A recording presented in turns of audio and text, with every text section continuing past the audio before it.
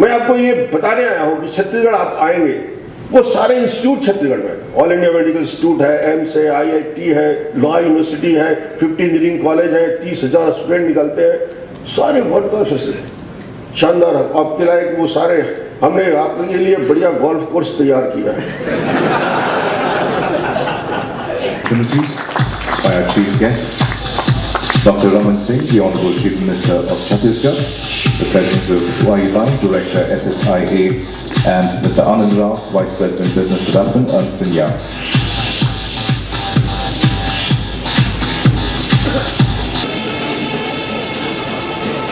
Hi, my name is Venkatesh Prasad, CEO RV-VLSI Design Center. I'm happy to be talking to you today on the occasion of signing an MoU with IESA regarding bridging the industry-academia gap in VLSI and embedded systems. RV-VLSI was established in the year 2006, and about 1,900 people have been trained so far in VLSI and embedded systems. We have over 900 people placed in who's who in the VLSI industry throughout the world. Some prominent companies where our students are working are Apple, Intel, AMD, Broadcom, Qualcomm, Sun Microsystems, to name a few, LSI Logic, and a host of service, EDA, and fabs employ students of RV-VLSI. We are very happy over the years for our alumni who graduated from RV-VLSI in the year 2006 and 7 to come back to the institute as hiring managers to hire people out of the institute that they graduated from. This MoU, I'm very happy for many reasons. One, it creates a sense of comfort and trust amongst the students, society, parents, and teachers to associate with us, and they can be assured that the quality of education at RV-VLSI, be it in terms of the course contents, be it in terms of the delivery or the infrastructure, is one of the best in the country.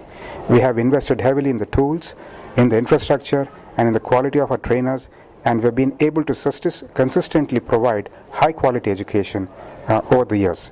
This MoU will help us create the trust and confidence in the minds of the students to come and take programs in VLSI. If you're interested in a career in VLSI and embedded system, I would strongly urge you to look at RV-VLSI as an option to come and get trained and get your skills upgraded in VLSI. Thank you.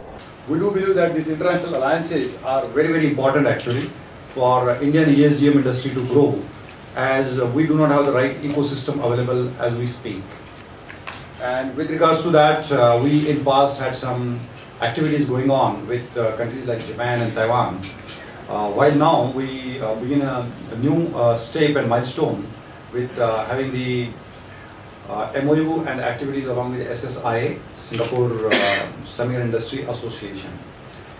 With the small country, as you know, which might be smaller than some of the other cities in India, but they generate $64 billion worth of ESDM industry actually. And lots of other stuff. What we did is, we made some analysis along with the partner E&Y, and looked at what are the possible avenues of cooperation between Singapore and India as a country, and where we can create a focus, creating a white paper which gives a very clear view and a picture to all the industries and stakeholders as what is it there, so that they don't have to worry about as, oh, how does India look like and what's happening in India. And from sitting here, we don't have to worry about that, what's there in Singapore actually, because now you have the access to the complete report. The key purpose of this cooperation is to create the actions and support system to speed up our implementation of the semiconductor fabs and ATMP facilities in the country. What we have found consistently is the lack of awareness of VLSI amongst the college students.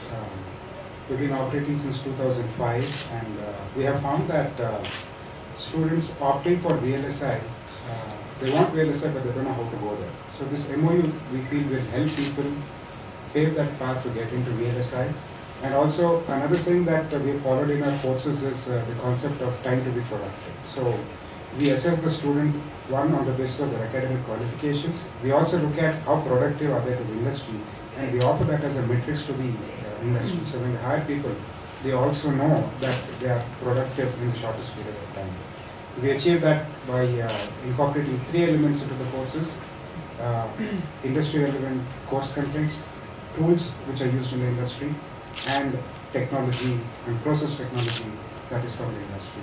So through this MoU, we plan to take this to many colleges throughout Karnataka and eventually throughout India. And I am the Honorary Assistant Secretary of the Singapore Semiconductor Industry Association, and I also run my own company, a consulting company called VLSI Consultancy, based in Singapore.